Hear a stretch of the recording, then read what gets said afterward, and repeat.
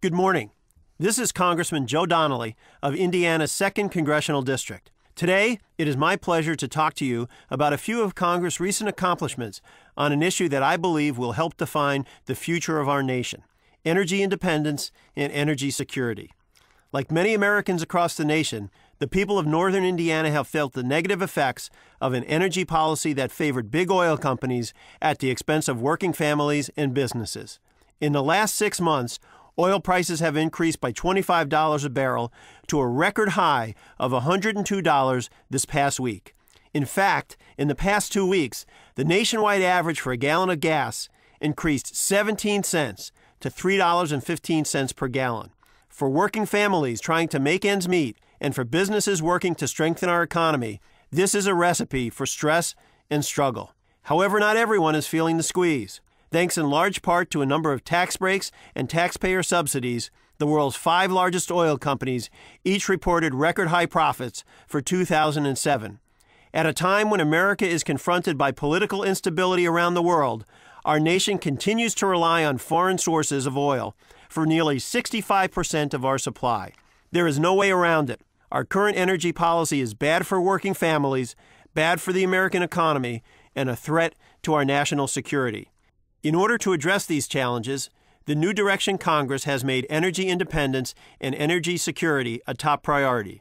This past year, Congress passed and the President signed landmark legislation to increase fuel efficiency standards, produce 36 billion gallons of homegrown biofuels by 2022, and promote energy efficiency in our buildings, homes, and appliances.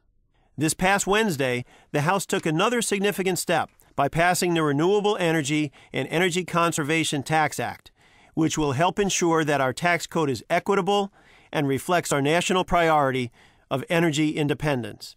This legislation would repeal a number of the most costly and unnecessary tax subsidies benefiting large oil companies and instead reinvest that $18 billion into providing incentives for the use and production of renewable energy. Specifically, the legislation would invest more than $8 billion in clean, renewable energy incentives for electricity produced from sources such as wind, solar, biomass, and hydropower.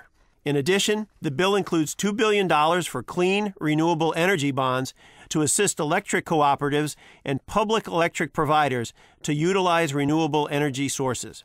Equally important, these technologies will lead to a demand for newly manufactured products and the growth of a quickly emerging green industry, creating hundreds of thousands of highly skilled, well-paying jobs. The bill also provides tax incentives to help homeowners and businesses cut energy costs by investing in energy-efficient products and properties, and it encourages American manufacturers to develop affordable appliances that would promote energy efficiency improvements in our homes and businesses. For rural communities, like those in my Indiana district, this bill contains tax incentives for the production of biodiesel and a new generation of biofuels, including fuels produced from domestic non-food products such as switchgrass and corn stover. And in order to bring these fuels to market, the bill included tax credits for the installation of new E85 ethanol pumps. While these are positive first steps, we must remember that a successful solution requires a diverse portfolio of energy sources. My home state of Indiana currently relies on coal for nearly 94% of its energy generation.